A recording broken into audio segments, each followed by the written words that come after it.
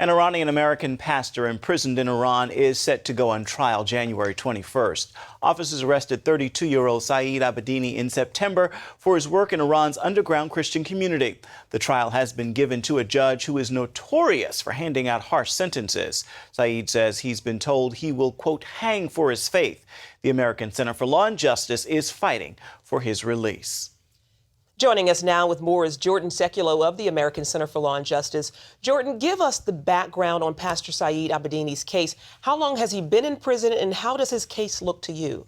Well, he was pulled off a bus back in towards the end of July by the Revolutionary Guard when he was about to actually leave the country. And it was his 9th trip since 2009. He is a U.S. citizen, but of course has most of his family in Iran and had an agreement.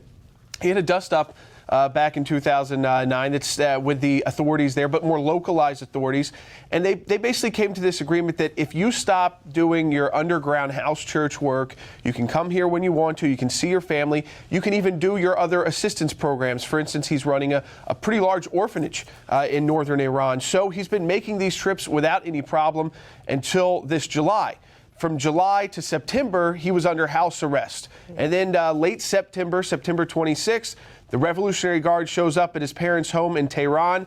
He's ripped out of bed. Every document around the family had is taken, and he's been in jail since then in one of Iran's toughest prisons, where the political prisoners go, where the opponents to the regime go, and of course, Christian, and he was a Muslim, and so someone who has left the Islamic faith at the age of maturity, they're treated just like a traitor or a national security threat to the country. Wow.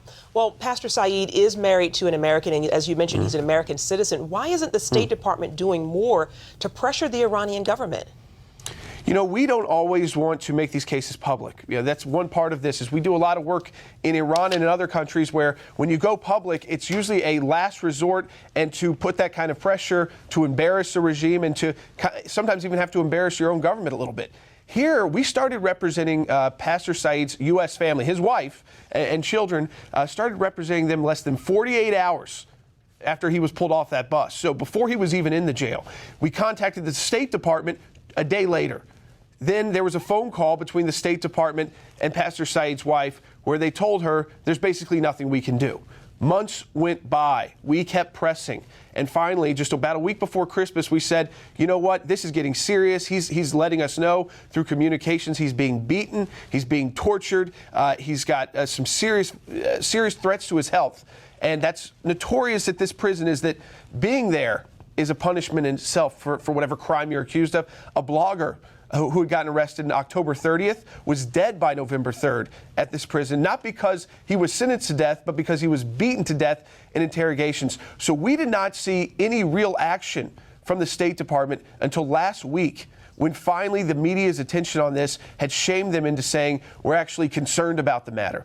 All they had done before, they said they were aware of it, but they have still fallen short of calling for an American citizen's release from this horrible Iranian prison so he can rejoin his wife and kids here. And today I can report, Heather, there are a number of members of Congress. The letter will go out in just a couple of hours.